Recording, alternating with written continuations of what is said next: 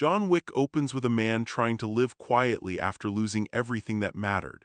John Wick has recently buried his wife Helen, and the grief is so heavy it turns his apartment into a mausoleum. Then a small package arrives, her final gift to him, a puppy named Daisy, meant to give him a reason to get out of bed and feel human again. For the first time since her death, he has something to protect. That fragile peace breaks in a single night. A spoiled, violent gangster, Iosef crosses paths with John and becomes fixated on his classic car. John refuses to sell. The next thing he knows, the kid and his crew break into his home, beat him, steal the car, and kill the puppy, snuffing out the one soft thing John had left. It's not just robbery. It's the kind of personal, thoughtless cruelty that flips a switch.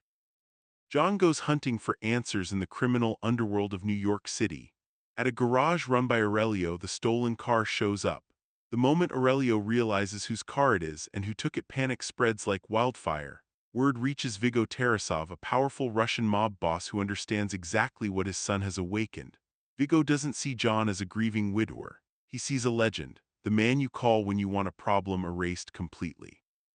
Viggo tries damage control. He threatens, then bargains, then attempts to buy his son's safety with money and influence. But the insult was too deep, and John isn't negotiating. He pulls old weapons from hiding, locks into a routine he thought he'd buried, and steps back into the assassin world like he never left. As the chase begins, the film reveals the rules of this underground society.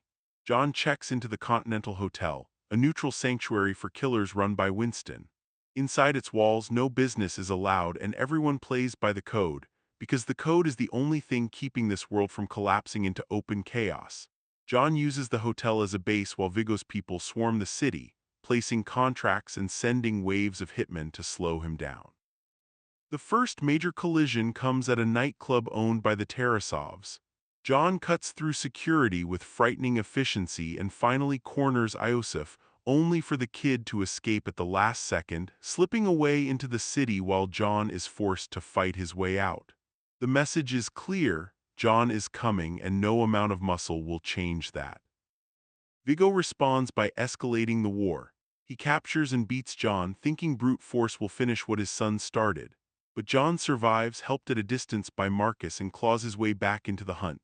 At the same time, another assassin, Ms. Perkins, decides to break the Continental's sacred rule and go after John inside the hotel, believing the payout is worth the consequences. It's a mistake. The code is enforced, and betrayal doesn't go unpunished. With the circle tightening, John finally gets his hands on Iosef and ends the chase the only way this world truly understands. But the story doesn't stop there, because the deeper problem was never just the son, it's the empire behind him. Viggo, now cornered and desperate, attempts one last play: destroy John's leverage, his resources, his access to peace. John answers by dismantling what Viggo values most, dragging him out into the open and forcing a final confrontation where power, money, and reputation mean nothing against a man who has already accepted he has nothing left to lose. By the end, John is badly wounded and running on pure stubborn will.